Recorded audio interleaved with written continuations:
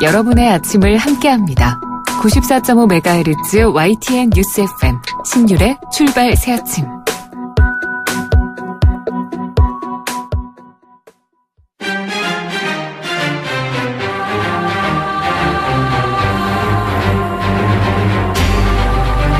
매일 아침을 뉴스로 깨웁니다. 신율의 출발 새아침. 국민의당이 어제였었죠. 26일 19대 대선 당시 문재인 대통령 아들 준용 씨의 취업 특혜 의혹 중 일부가 조작됐음을 시인했습니다. 국민의당 박주선 비대위원장은 어제 이런 조작에 대해서 대국민 사과와 또 문재인 대통령에게 사과를 했는데요. 이런 국민의당의 사과 이후에 전국에 대해서 관심이 모아지고 있을 수밖에 없습니다. 이것이 협치의 시작이 될 수 있다는 분석도 있지만 또 이 문제는 협치와는 별개다, 이런 의견이 있기 때문인데요. 그런데 문제의 핵심은 이런 조작이 과연 누군가의 지시로 이루어졌는가 하는 그런 여부라는 것이 중론인데요. 그 결과에 따라서 국민의당의 운명도 갈릴 것으로 생각이 됩니다. 신율의 출발 새 아침, 오늘 순서 시작합니다.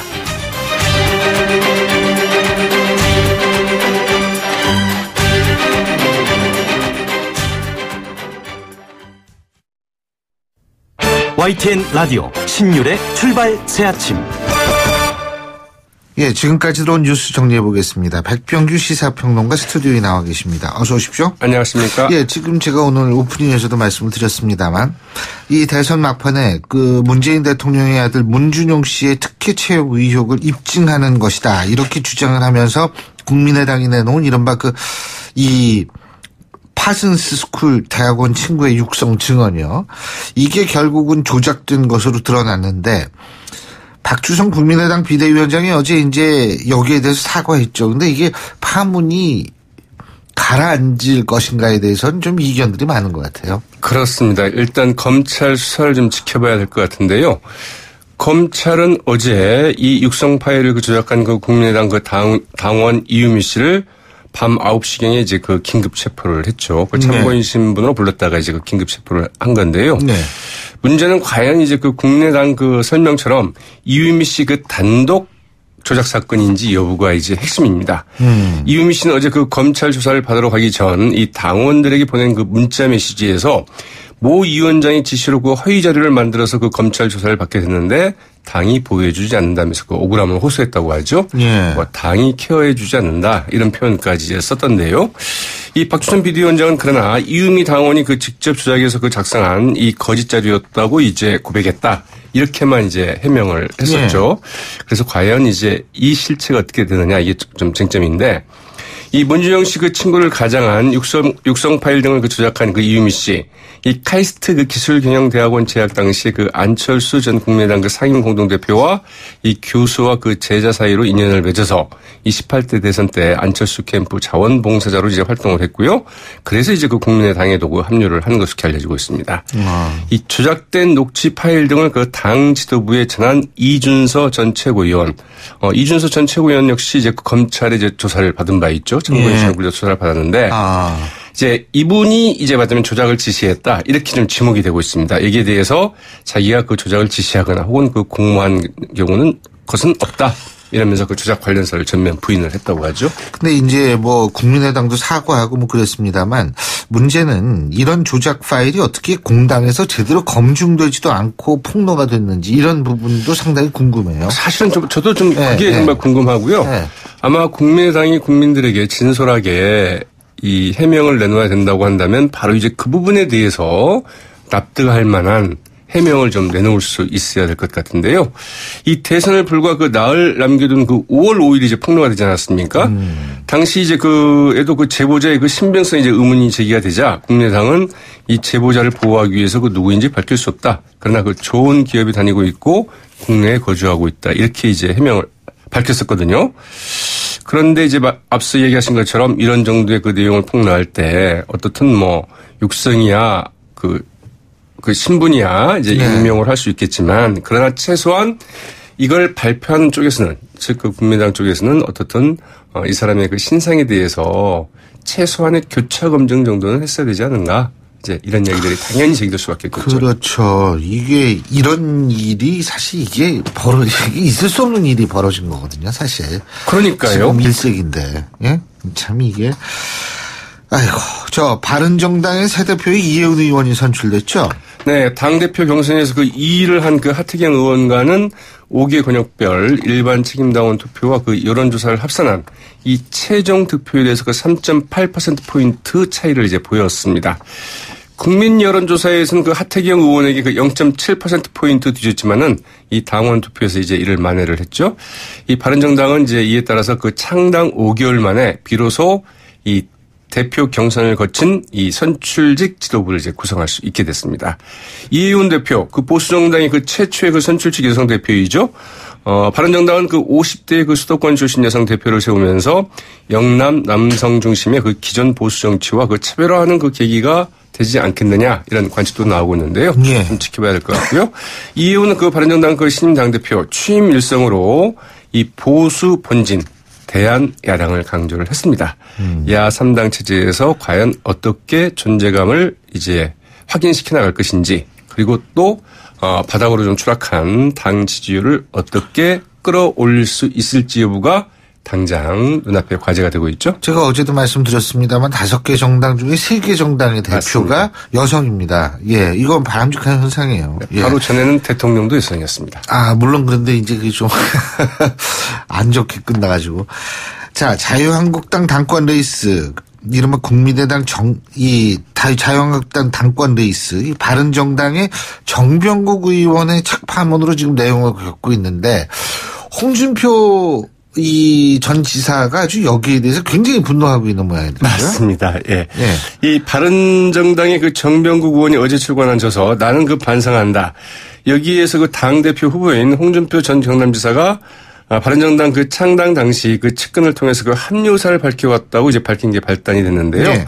홍준표 전 지사는 즉각 그 정병국 얘기는 거짓말이다 이렇게 부인을 했죠. 그러나 어제 대전 그 한밭체육관에서 열린 그 자유한국당 그 전당대회 그 대전권 합동연설에서 다시 이 문제가 논란이 됐습니다. 당대표 후보인 그 원유철 의원이 홍준표 후보가 바른정당에 합류사를 타진했다고 한다면 이건 있어서는 안 되는 일이다. 이렇게 좀 목소리를 높였죠. 그러자 이 홍준표 전 지사 합동연설회가 끝난 직후에 이제 그 긴급 기자회견을 가졌습니다. 그리고 아무리 당내 경선이라도 이런 식의 의미는 용납할 수 없다. 저런 후보와 경선하는 게 부끄럽다. 그러면서 이제 공개 사과를 촉구를 했는데요. 만약 공개 사과하지 않는다면 법적 조치를 이제 취할 것도 시사를 했고요. 네, 홍준표 전 지사 이 화가 잔뜩 나서 그 기념사진도 그 찍지 않고 그냥 연설회장을 좀 빠져나갔다고 하죠. 여기는 언제죠? 이게? 네, 7월 4일입니다. 7월 4일이요? 네. 예. 참 여기도 아주 복잡해요. 그렇죠. 예, 여야가 7월 임시국회는 일단 합의는 했죠. 일단 잠정 합의를 했죠. 그 네. 합의문을 쓰기로 했습니다. 예. 그러나 이제 과연 이 합의문을 쓸 수 있을지 여부는 좀 지켜봐야 될 것 같은데요. 합의문. 네, 우원식 더불어민주당, 정우택 자유한국당, 김동철 국민의당, 주호영 바른정당 원내대표. 네, 어제 그 서울 한 호텔에서 비공개 회동을 갖고 7월 4일부터 18일까지 그 2주일간 7월 임시국회를 열기로 합의를 했는데요. 이 정부조직법 개정안, 국회 각 상임위원회와 그 안행위에서 상정에 논의한다. 인사청문제도 개선을 위한 국회 운영이 수위원회 가동을 하기로 했는데 그러나 그 추가 경정 예산에 대해서는 합의를 하지 못했다고 하죠. 예, 오늘 말씀 잘 들었습니다. 고맙습니다. 네, 고맙습니다. 지금까지 백병규 시사평론가였습니다.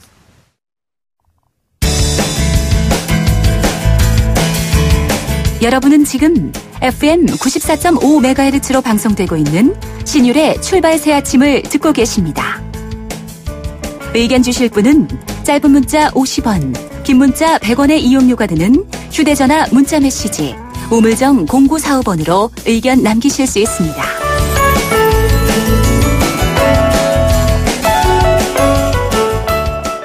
문재인 대통령이 최근 내년 평창 동계올림픽에 남북 단일팀을 구성했으면 좋겠다고 언급해서 그 실현 가능성에 관심이 모아지고 있는데요. 자, 평창 동계올림픽을 직접 준비하고 있는 강원도 측에서는 이 부분 어떻게 바라보고 있을지 직접 얘기 들어보겠습니다. 최문순 강원도지사 전화 연결하겠습니다. 최 지사님 안녕하세요. 네, 안녕하십니까. 반갑습니다. 예. 자, 지금 이제 문재인 대통령이 평창 동계올림픽에서 남북 단일팀을 구성했으면 좋겠다. 이런 얘기를 한 거 아닙니까? 그죠? 네, 그렇습니다. 이게 뭐 네. 공개 제안한 거나 마찬가지인데. 그렇습니다. 이거 네. 어떻게 보세요? 저희들은 대찬성입니다. 저희들이 이제 올림픽 준비는 거의 끝났는데요.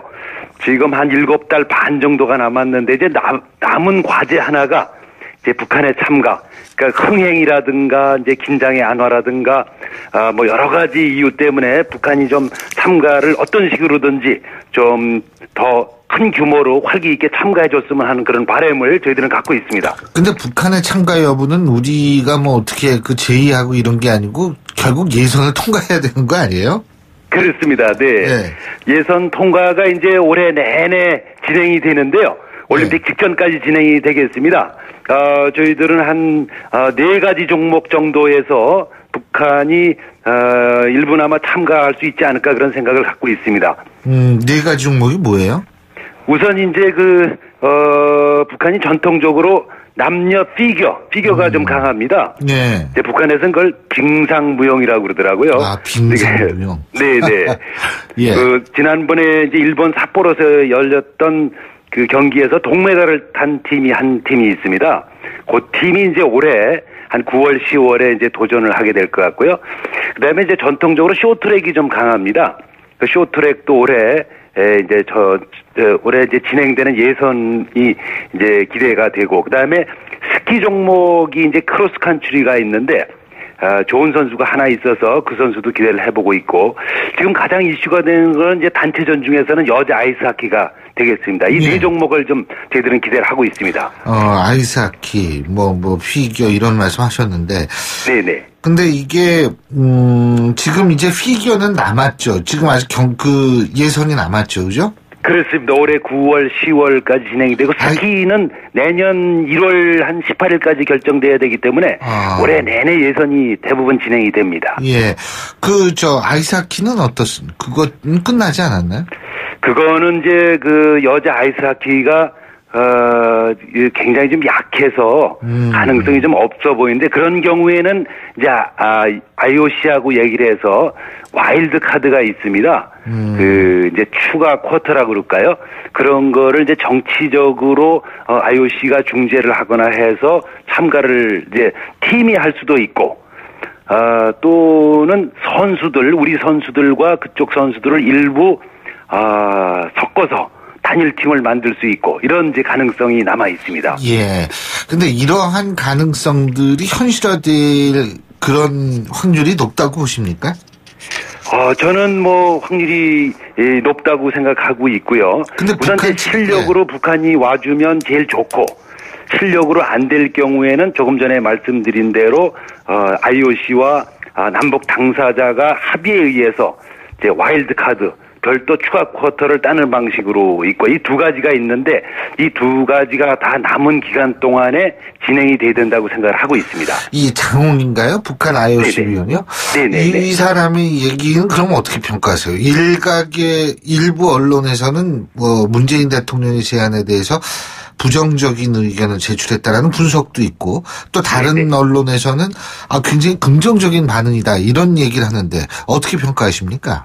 네, 두 가지 의미가 다 있다고 저희는 생각을 하고 있습니다. 우선 정치가 좀 잘 풀려야 된다. 이제 이 얘기는 우선 북한 팀이 자격이 얻어지면 오는 건 확실합니다. 지난 4월에 이제 여자 아이스하키 팀이 왔었는데요. 네. 그게 이제 여러 가지 긴장이 높은 상태에서도 왔었죠. 네. 그래서 오는 건 분명하고, 다만 이것이 어떤 규모로 어떤 분위기에서 오는가 하는 것은 정치적 분위기에 달려 있다고 할 수가 있겠습니다.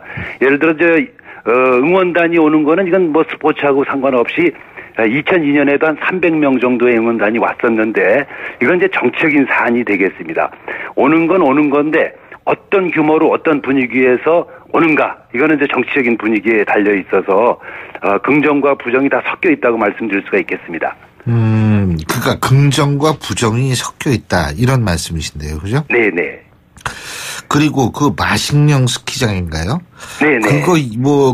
거기도 이번 평창 동계올림픽 때 이용을 하자 이런 얘기도 있는 모양이던데요. 네, 이제 마식령 스키장은 북한이 굉장히 자랑을 하는 이제 그런 스키장인데요. 그렇지만 그게 이제 국제 규격을 갖추고 있는지 여부, 예. 그다음에 뭐 숙박시설 같은 거를 국제 규격으로 갖추고 있는지 여부 이런 것들이 좀 검증이 안 돼 있습니다. 그래서 이제 거기서 경기를 치를 수 있겠느냐? 예를 들어서 고정시설이 필요한 경기, 예를 들어 알파인이라든가 이런 거는 지금으로서는 불가능하겠습니다. 다만 남아있는 가능성은 이제 고정시설이 아니고 예를 들어 크로스컨트리는 우리 하계올림픽으로 말하면 마라톤 같은 겁니다. 그렇죠. 스키 신고서 계속 이제 걷는 거죠. 네. 그렇습니다. 네, 그다음에 스노보드 같은 거는 이제 눈을 일시적으로 쌓아놓고 하는 경기가 되겠습니다.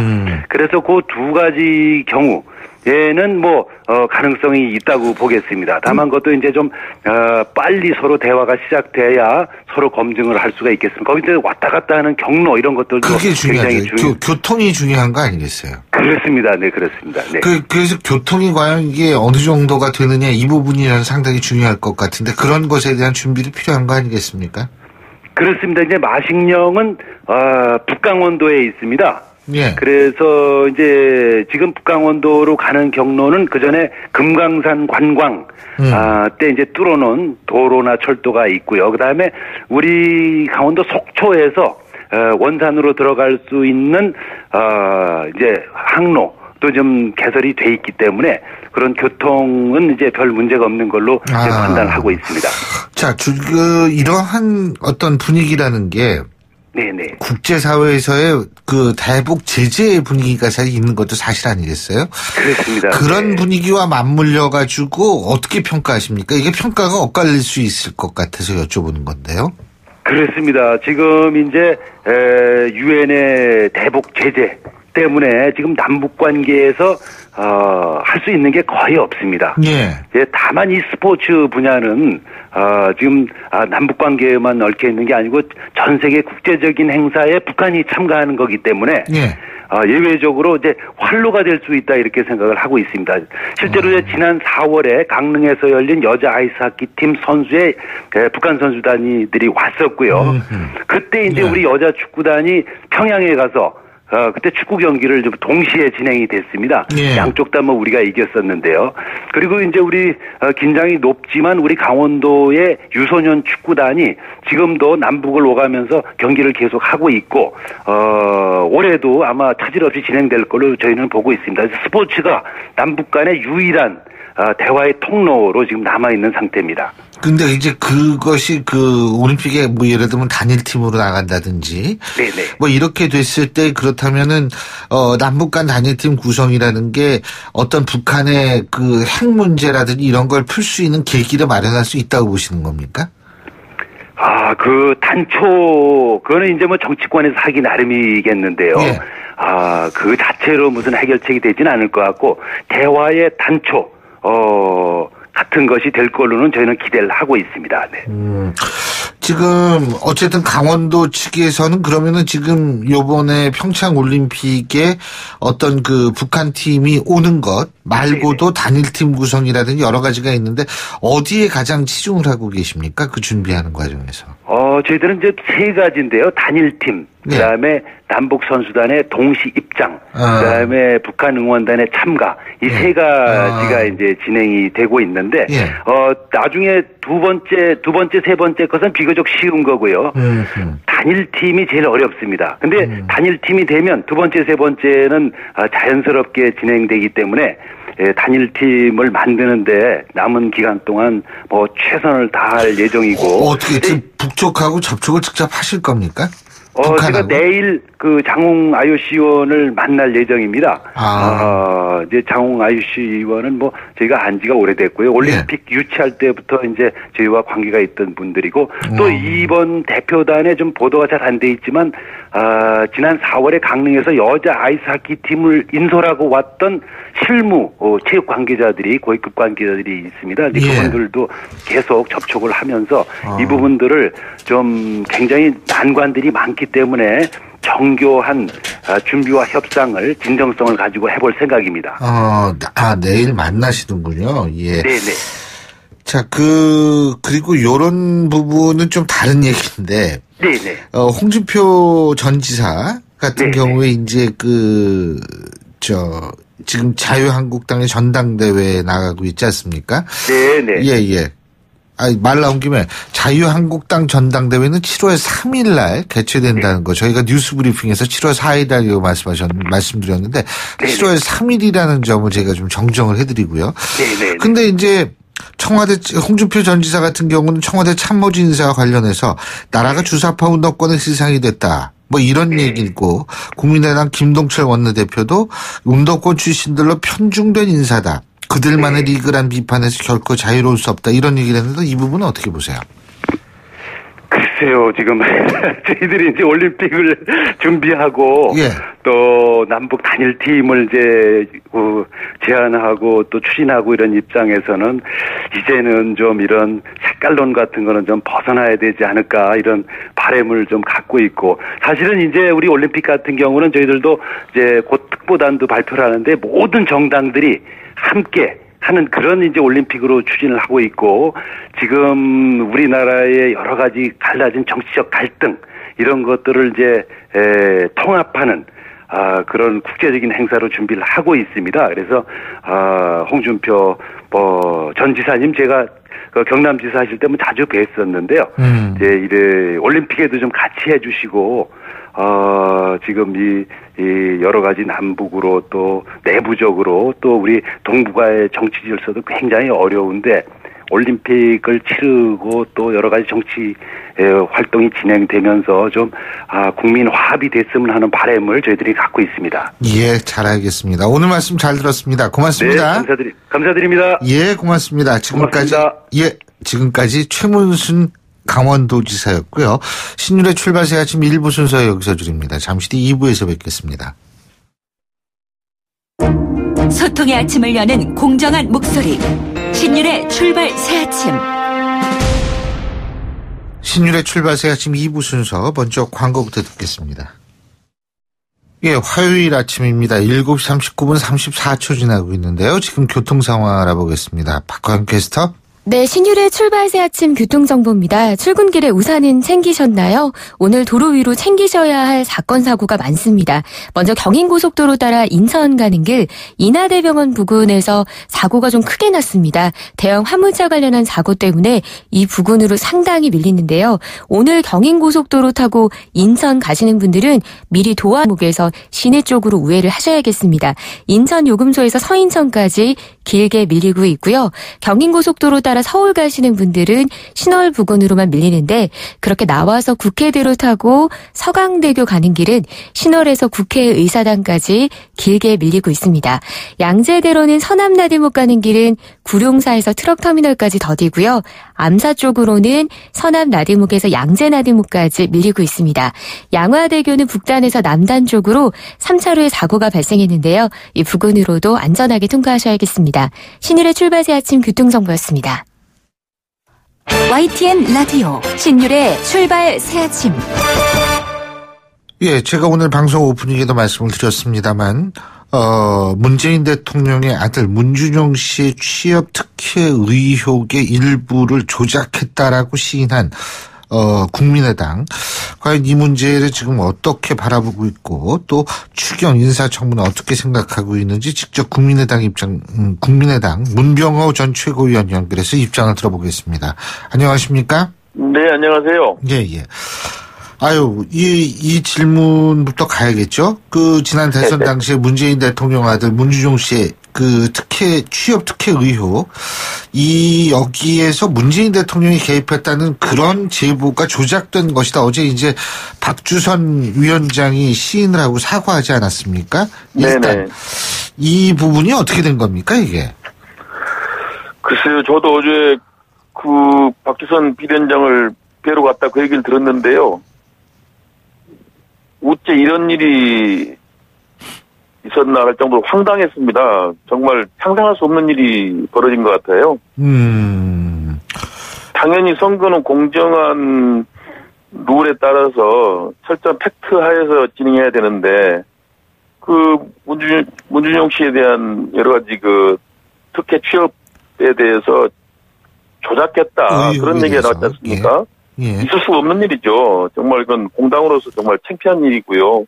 부끄러운 일입니다. 이 문제에 대해서는 우리 당내에서 철저한 진상조사를 해서 책임질 사람은 확실하게 책임지고 형사 고발도 해야 되고요. 철저하게 대처해야 한다고 생각하고 있습니다. 형사 고발 누구를 고발을 하는 겁니까, 그러면? 우리 당내에서도 이제 아직까지는 그 이유미 당원의 어떤 조작국으로 밝혀졌는데요.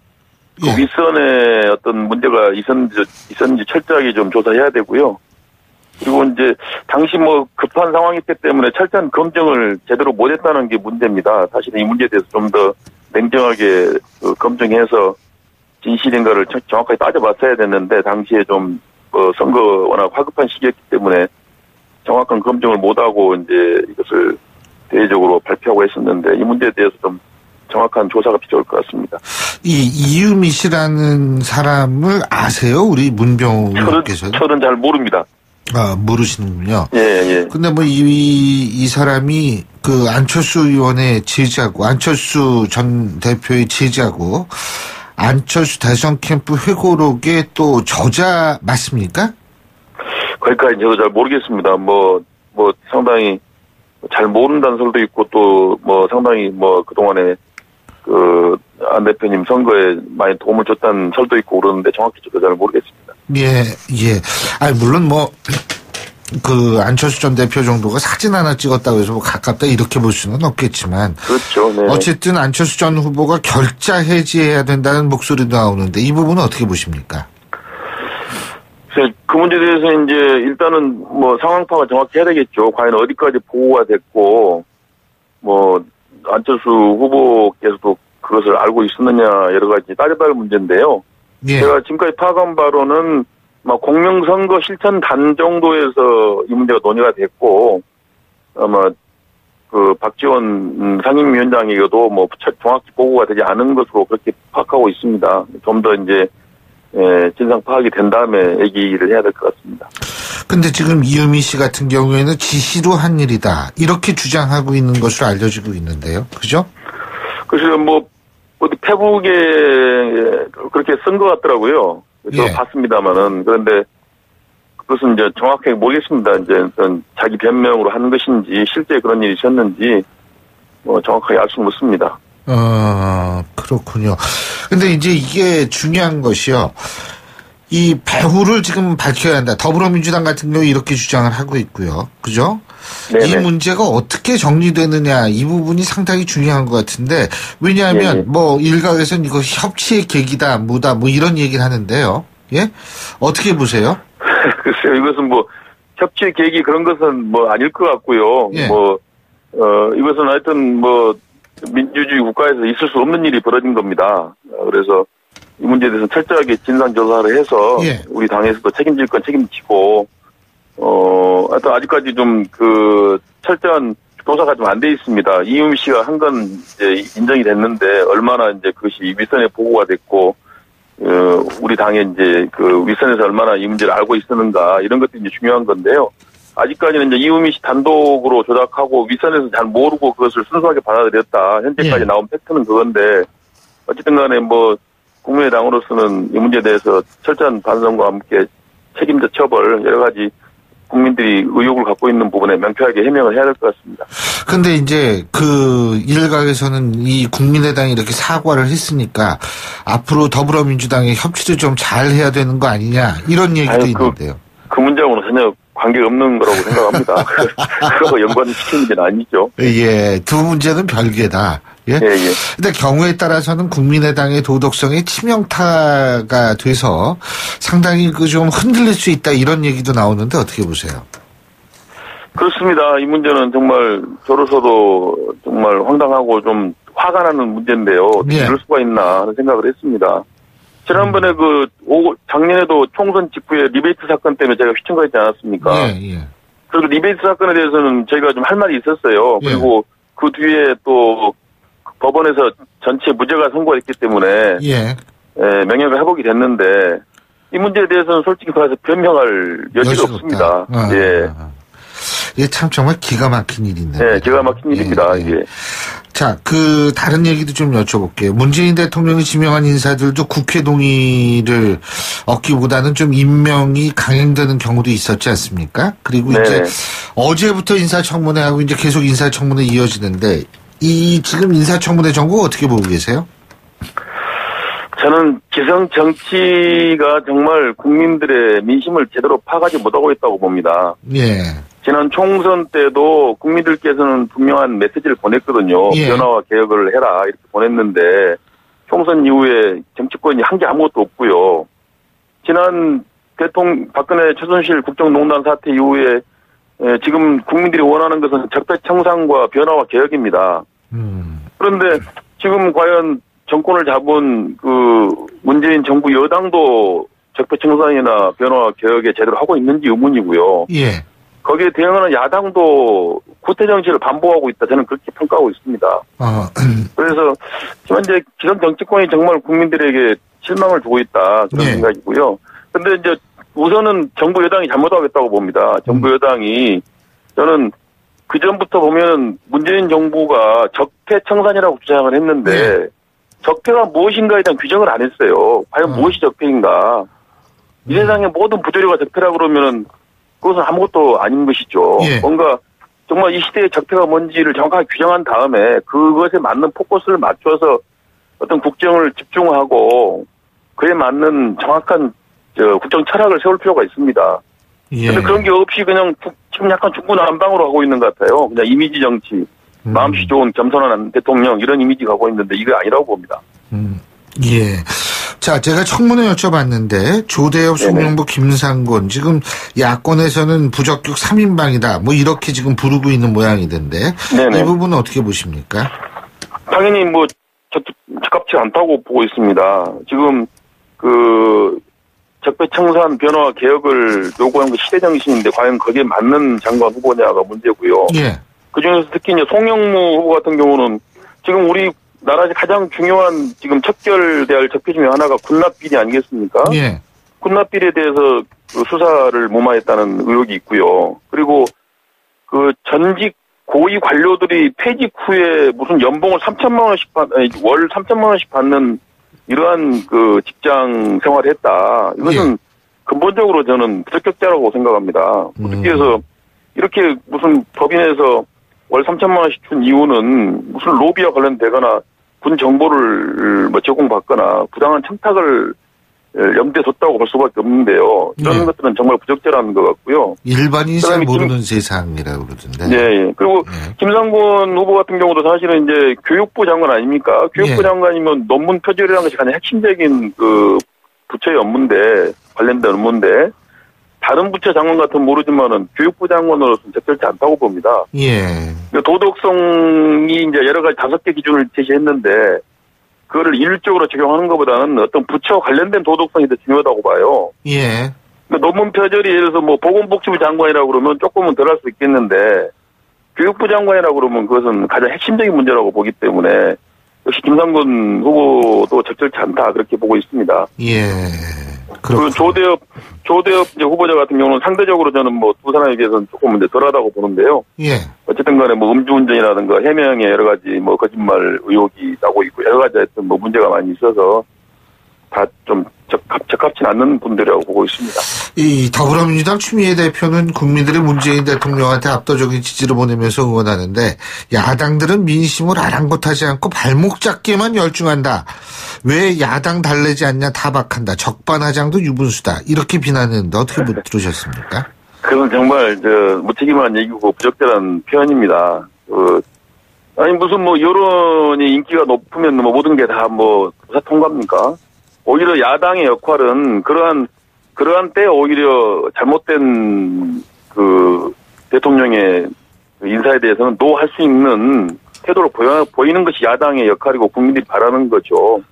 예. 여론이 좋다고 그래서 다 오케이 해주면 그것이 야당의 역할이 아니지 않습니까? 예. 네, 그래서 원칙과 기준을 가지고 시시비비를 따져서 잘못된 것은 지적을 해야 되는데요. 지금 야당이 하고 있는 지적들은 적절한 거라고 보고 있습니다. 예. 근데 야당들 지지율이 되게 안 나오잖아요, 사실. 예? 지지율이라는 것은 또 오르락내리락 하는 것이고요. 예. 정권 초기에 지지율이라는 것은 또 물거품 같은 거기 때문에 우리가 원칙과 기준을 가지고 정확하게 대처하는 것이 중요하다고 봅니다. 예. 그래서 지금 원칙과 기준이라는 거 예를 들면 어떤 겁니까? 저는 인사에 있어서 지금 우리가 여러 가지 그 기준이 있지만은 원칙은 저는 첫 번째 원칙은 국민의 민생과 고통을 해결할 수 있는 그 능력이라고 봅니다. 첫째는요. 능력과 철학이 있어야죠. 아하. 그것이 우선 국민들이 바라는 거고요. 그다음에 두 번째는 도덕성의 하자가 없어야 되겠죠. 근데 지금 인사 청문회는 너무 또 도덕성에만 치우친 감이 있어요. 사실은 그런 정말 국민이 바라는 개혁이나 국민의 편에서 일할 수 있는가 그런 것이 중요하다고 봐야죠. 잘 알겠습니다. 오늘 말씀 여기까지 듣죠. 고맙습니다. 네, 고맙습니다. 지금까지 국민의당 문병호 전 최고위원이었습니다. 신율의 출발새 아침 2부 순서 여기서 줄입니다. 전 8시 10분 3부에서 뵙겠습니다.